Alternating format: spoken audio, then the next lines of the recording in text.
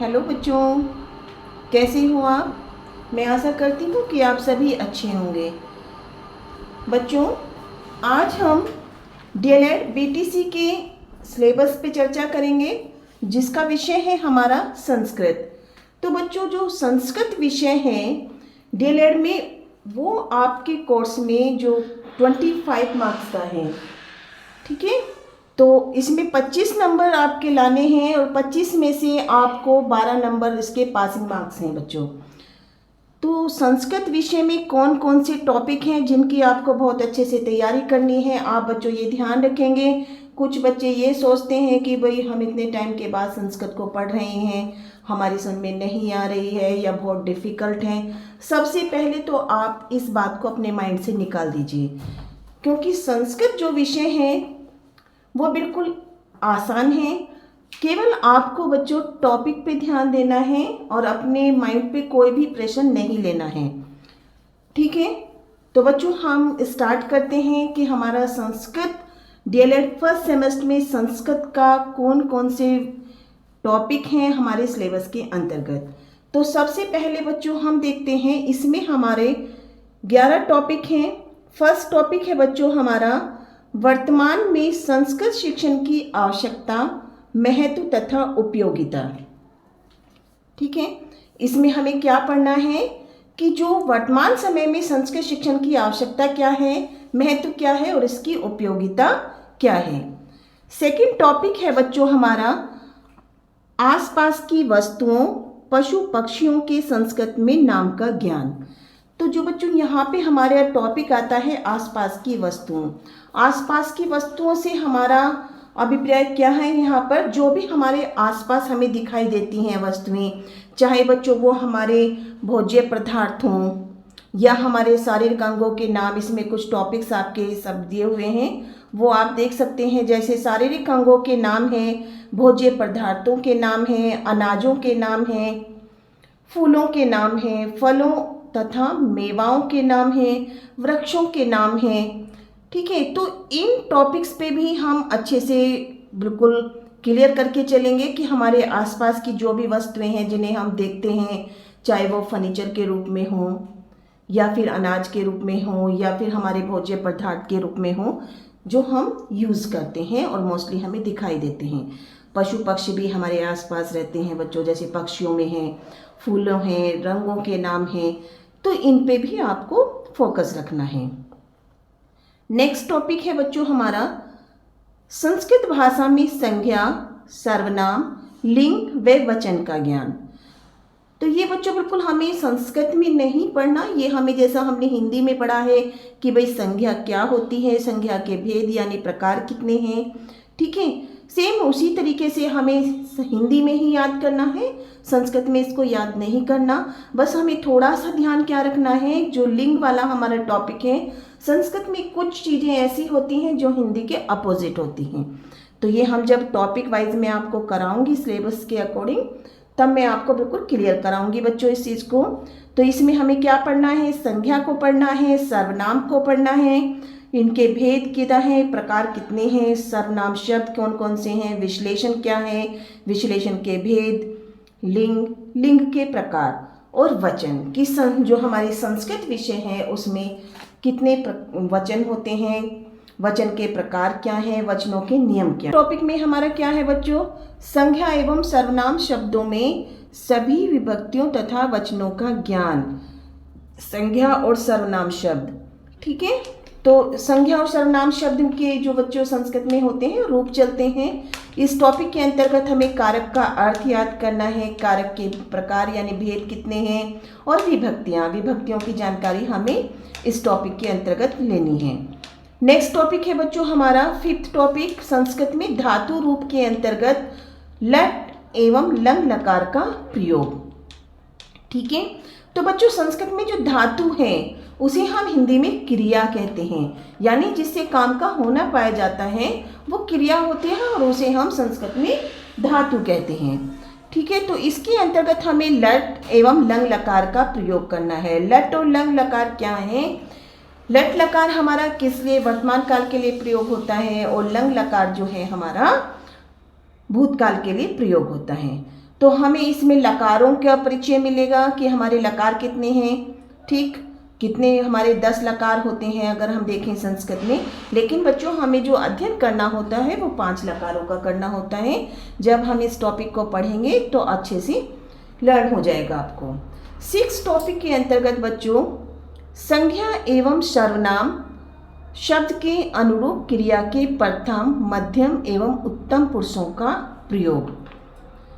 क्रिया के प्रथम, मध्यम और उत्तम पुरुष। अब यहाँ पे बात आती है बेटा संज्ञा और सर्वनाम शब्द के अनुसार बच्चों जो हमारे पुरुष होते हैं संस्कृत में, ठीक, आपने पढ़ा होगा, इंग्लिश में भी आप पढ़ते हैं कि जो हमारे पुरुष यानी कि भाई फर्स्ट पर्सन कौन है, सेकंड पर्सन कौन है, थर्ड पर्सन कौन है, वैसे ही हमारे संस्कृत में भी 3 पुरुष होते हैं बच्चों। तो हमें इनकी जानकारी लेनी है इस टॉपिक के अंतर्गत। और कौन से टॉपिक की हमें इसमें जानकारी लेनी है? काल अर्थात समय, ठीक, हम कहते हैं ना कि किस समय में भाई किस काल में ये हुआ था, भूतकाल में हुआ था या वर्तमान काल में हुआ या भविष्य काल में होगा। तो काल अर्थात समय। क्रिया के गण क्या होते हैं, गण और विकरण क्या होते हैं बच्चों? वाच्य आपने हिंदी में भी पढ़ा होगा बच्चों कि वाच्य हमारा 3 प्रकार का होता है, यानी वाच्य के भेद हम इसमें पढ़ेंगे। सक्रमक धातु पढ़ेंगे, अक्रमक धातु पढ़ेंगे। प्रथम, मध्यम एवं उत्तम पुरुषों का प्रयोग कैसे करते हैं हम अनुवाद के अंतर्गत, सिंपल वैसे हम इसमें पढ़ेंगे। पद किसे कहते हैं, आत्मनेपद क्या होता है, परमेश में पद क्या होता है, इत्यादि का ज्ञान हम इस टॉपिक के अंतर्गत करेंगे। 7 नंबर पर बच्चों जो हमारा टॉपिक है वो है सरल संस्कृत वाक्यों का हिंदी में अनुवाद, यानी जो सबसे कठिन कार्य लगता है आप लोगों को, और ये बिल्कुल इजी है। तो सबसे पहले जब हम ये ग्रामर सारा सीख लेंगे कि रूप क्या होते हैं, धातु क्या होती हैं, फिर उसके बाद हम करेंगे संस्कृत वाक्यों का अनुवाद। हिंदी में भी अनुवाद करना होता है बच्चों और संस्कृत में भी करना होता है। नेक्स्ट आगे हम बढ़ते हैं बच्चों।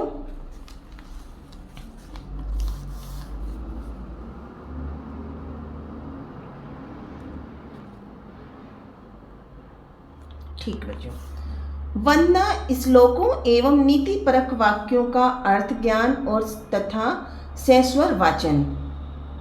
तो बच्चों हमारी वंदना श्लोक और नीति परक वाक्य क्या होते हैं? श्लोक आपने पढ़े होंगे संस्कृत में, जैसे कभी आपने रामायण को पढ़ा होगा या फिर छोटी क्लासेस में आपने संस्कृत पढ़ी होगी, तो उसमें नीति परक हमारे श्लोक भी आते हैं और नीति परक हमारे वाक्य भी आते हैं जिन्हें हम सूक्ति कहते हैं, ठीक है।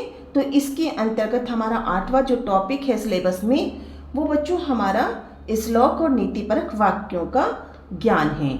इसमें से बच्चों हमारा 2 नंबर का क्वेश्चन आता है श्लोक का अर्थ लिखे हिंदी में, और 1 नंबर का आ जाती है सूक्ति, यानी एक वाक्य की हमें हिंदी बतानी होती है कि इस वाक्य का क्या अर्थ है, ठीक है। जैसे आपने सूक्तियाँ पढ़ी हैं पहले। फिर नेक्स्ट टॉपिक है बच्चों आपका 1 से 100 तक की संस्कृत संख्याओं का ज्ञान।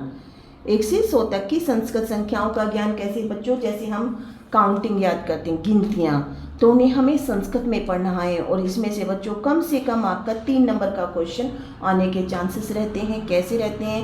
1 वर्ड को हम दे देते हैं, जैसे मान लीजिए आपको नवविसंति दे दिया कि इसका हिंदी क्या होगा, ठीक है, या 19 की संस्कृत क्या होगी, MCQ क्वेश्चन में 1 मार्क्स में दे देते हैं, या फिर 4-5 वर्ड आपको लिखने के लिए संस्कृत में दे देते हैं 2 मार्क्स के क्वेश्चन में। तो यहाँ पे ये सबसे इजी आपका टॉपिक है, आप इस पे अपनी पकड़ बना सकते हैं, बहुत इजी होती हैं संस्कृत की गिनतियाँ, ठीक है बच्चों।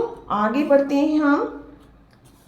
संस्कृत भाषा में समभाव शिक्षण विधाएं।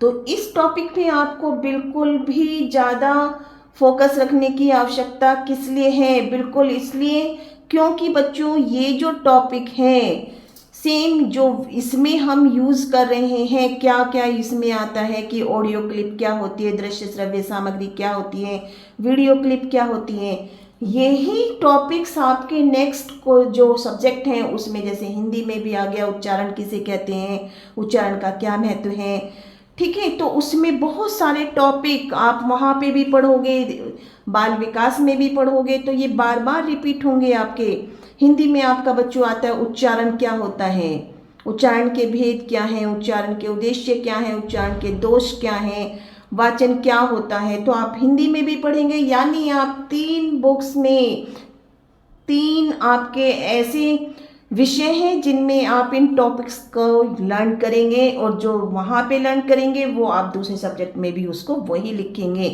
थोड़े से इसमें जो पॉइंट्स हैं वो अलग हो सकते हैं आपके, लेकिन बच्चों जैसे प्रशिक्षुओं के लिए गेम यानी खेल विधि का क्या उपयोग होता है, वीडियो क्लिप क्या होती है, ऑडियो क्लिप क्या होती है, ठीक है। संस्कृत शिक्षण में वीडियो क्लिप की उपयोगिता क्या होगी, ये टॉपिक्स आप एक बार पढ़ोगे, हिंदी में लिखना है, संस्कृत में इसको बिल्कुल भी लर्न नहीं करना। आप हिंदी में एक बार इनको पढ़ोगे, बहुत इजी होते हैं, बहुत आसानी से आप इस टॉपिक को कर सकते हैं क्लियर।